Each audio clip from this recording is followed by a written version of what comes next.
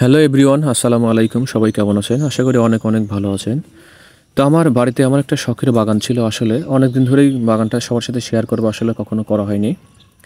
আমি সেই শখের বাগানে কি কি করছি, কি কি রোপণ করেছি, সেগুলো কিন্তু সবার সাথে আজকে শেয়ার করব।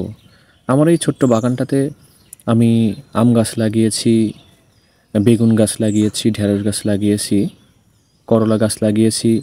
আমার এই শখের বাগানটাতে কিন্তু আমি অনেক শাকসবজি যত্নে সহকারে রোপণ করে থাকি। এখানে আমার এই যে কিছু ছোট ছোট পুল্লা গাছ লাগানো হয়েছিল অনেক দিন আগেই। এই পুল্লাগুলো কিন্তু আর কিছুদিন গেলেই হয়তো এক আধ মাসের মধ্যে এগুলি ফুল জালি ধরে যাবে এবং ফুল ফল ধরবে। এগুলো কিন্তু খাওয়ার উপযুক্ত হবে। এই যেখানে ঢেঁড়স গাছগুলো আমি আজকের থেকে প্রায় 1 মাস আগে রোপণ করেছিলাম। এই যেখানে কটা বাগুন গাছও ছিল, কটা বেগুন গাছ লাগানো হয়েছিল। আসলে বেগুন গাছগুলো বিশেষ করে বেশি খরা থাকার কারণে তেমন একটা ভালো হয়নি।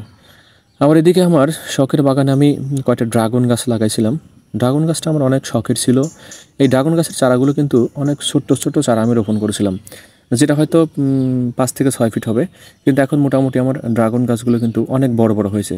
এই যে মাথাতে আবার কিছু শিকড় গজাইছে, হয়তো এখান থেকেও আবার কিছু ডালপালা ছড়াবে। ড্রাগন গাছটা মোটামুটি হয়তো কীভাবে কী করলে ভালো হয়, যত্ন সহকারে কেমন করে যত্ন করতে হয় অবশ্যই কিন্তু কমেন্ট করে জানাবেন। কেমন করলে ড্রাগন গাছটা ভালো হয় সেটা কিন্তু অবশ্যই কিছু কিছু ভাইদের ধারণা চাচ্ছি। আমার ড্রাগন গাছগুলো আসলে অনেকদিন যত্ন করা হয় না। ড্রাগন গাছ দুইটা কিন্তু আমার শখের জন্য শখের বসে আমি লাগাইছিলাম আর কি। এই ড্রাগন গাছগুলো আস্তে আস্তে বড় হয়ে গেলে আমার ইচ্ছা আছে যে এখান থেকে আমি খামারের মতো অনেকগুলো এখানে রোপণ করবো আর কি। আসলে না জানার কারণে আমার ড্রাগন গাছের মানে চারাগুলো কীভাবে রোপণ করতে হয় এবং কত বড় চারা রোপণ করলে ড্রাগন গাছগুলো ভালো হয়, এটা আমার জানা ছিল না। এই ফার্স্ট টাইম বটে। ড্রাগন গাছটা মূলত আমি আমাদের বাজার থেকে কিনেছিলাম। আর তখন এই চারাটা ছিল প্রায় 5 থেকে 6 ইঞ্চি আর কি, একদমই ছোট্ট। কিন্তু আমি জানতাম না আসলে গাছটা কত বড় কিনতে হয় এবং কত বড় গাছ লাগালে তাড়াতাড়ি ফল ফুল ধরবে আর কি। আসলে না জানা থাকলে বিষয়টা তো এমনই হয়। এমন একটা আমের গাছ রোপণ করছিলাম আমি। আজকের থেকে প্রায় 2 বছর এই গাছটার বয়স হয়েছে। দেখেন আমার আম গাছগুলোতে কিন্তু অনেক সুন্দর সুন্দর আম হয়েছে।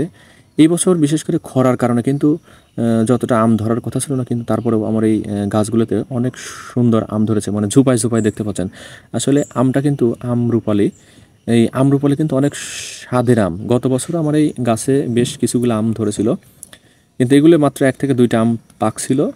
এই যেখানে একটা লেবু গাছও লাগাইছিলাম, বিশেষ করে আমার লেবু গাছটা এখানে 4-5টা লেবু গাছ রোপণ করা হয়েছিল, কিন্তু লেবু গাছগুলো হয়েছিল না খরার কারণে। তো এখন এই গাছ থেকে হয়তো লেবু আশা করা যায় আর কি। তো আসলে এখন থেকে আমার এই বাগানের আপডেট সবাই জানতে পারবেন। আমার কিন্তু শখের বাগানটা। তো সবাই ভালো থাকবেন, সুস্থ থাকবেন।